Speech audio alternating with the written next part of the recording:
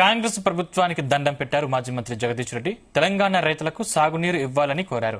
రైతుల తరపున దండం పెట్టి అడుగుతున్న పంటలకు సాగునీరు ఇవ్వాలని ప్రభుత్వానికి విన్నవించారు.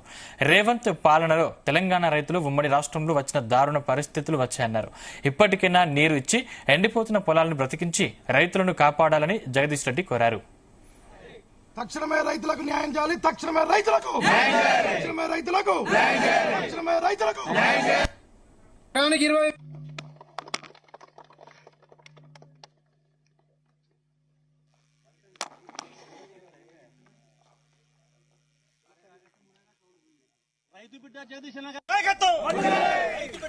ఇంకా కాంగ్రెస్ ప్రభుత్వానికి దండం పెట్టారు మాజీ మంత్రి జగదీష్ రెడ్డి. తెలంగాణ రైతులకు సాగునీరు ఇవ్వాలని కోరారు.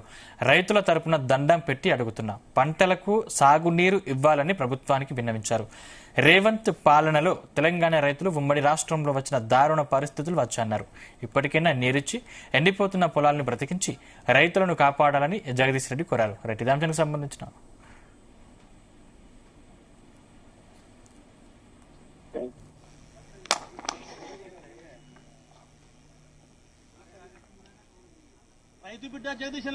సూర్యాపేట జిల్లా రైతుల తరఫున నేను దండం పెట్టి అడుగుతున్నా, నీళ్ళు ఇవ్వండి, రైతులు కాపాడండి. దుర్మార్గం ఇది. ఇంత దుర్మార్గంగా ప్రభుత్వం ఉండడం అనేది పద్ధతి కాదు. వాస్తవానికి అద్భుతంగా పంటలు పండించిన ప్రాంతం ఇది. వద్దన దాకా నీళ్ళు ఇచ్చినాం గతంలో. ఒక రైతుగా ఇది చూస్తే బాధ కలుగుతుంది. దయచేసి ప్రభుత్వానికి విజ్ఞప్తి చేస్తున్నా, దండబెట్టి అడుగుతున్నా, నీళ్లు వదలండి, రైతులను బతికించండి అని.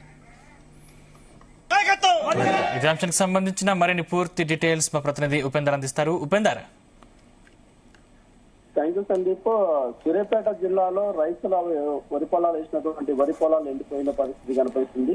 ఎందుకంటే గతంలో మనకి కాళేశ్వరం ప్రాజెక్టు ఉన్నప్పుడు కాళేశ్వరం ప్రాజెక్టు ద్వారా బీఆర్ఎస్ ప్రభుత్వం నుంచి ఎస్ఆర్ఎస్పీ ప్రాజెక్టుకి నీళ్లు నింపి అక్కడి నుంచి ఎస్ఆర్ఎస్పీ ద్వారా సూర్యాపేట జిల్లాకి నీళ్లు వచ్చే అవకాశం ఉంది. కానీ ఈసారి మేడిగడ్డ బ్యారేజీ కుంగిపోవటము, కాళేశ్వరం ప్రాజెక్ట్ లో నీళ్లు లేవని చెప్పడం వల్ల ఎస్ఆర్ఎస్పీలో నీరు తక్కువగా ఉంటాం. ఆ నీళ్లు సూర్యాపేట జిల్లా దాకా రాకపోవటం వల్ల ఇక్కడ రైతులు తీవ్ర ఇబ్బందులు ఎదుర్కొంటున్నారు. సూర్యాపేట జిల్లాలో 2,50,000 ఎకరాలలో వరి పొలాలు వేసినారు.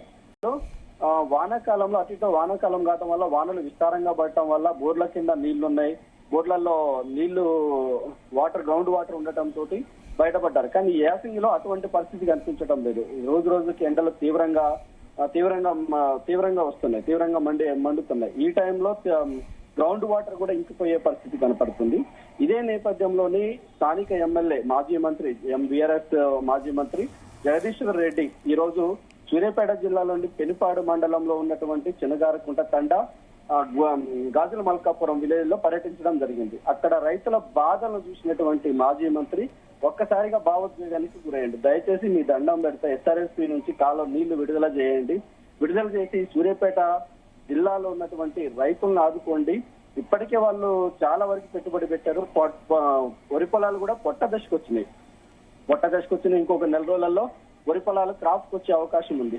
కానీ వాళ్ళు పెట్టాల్సిన పెట్టుబడి ఎకరానికి 30,000, ఎకరానికి 20,000 నుంచి 30,000 దాకా పెట్టాల్సిన పెట్టుబడి అంతా కూడా పెట్టారు. కనుక రైతులు దయచేసి రైతులను ఆదుకోవాలని చెప్పి ఆయన దండం పెట్టి మరి జగదీష్ రెడ్డి కాంగ్రెస్ ప్రభుత్వాన్ని ఎడుకోవడం జరిగింది.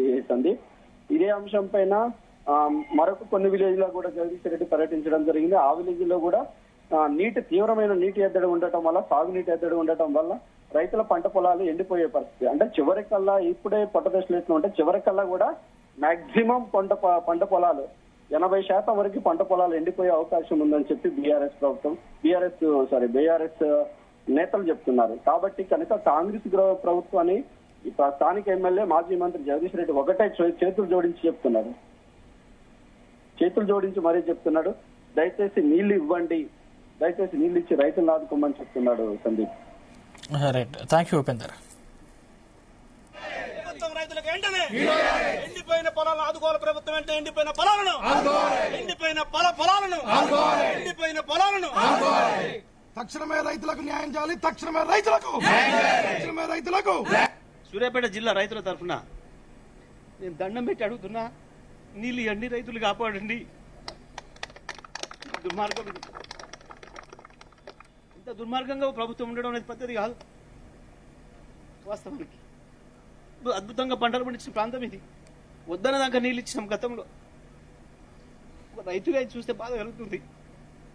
దయచేసి ప్రభుత్వానికి విజ్ఞప్తి చేస్తున్నా, దండబెట్టి అడుగుతున్నా, నీళ్లు వదలండి, రైతులను బతికించండి అని.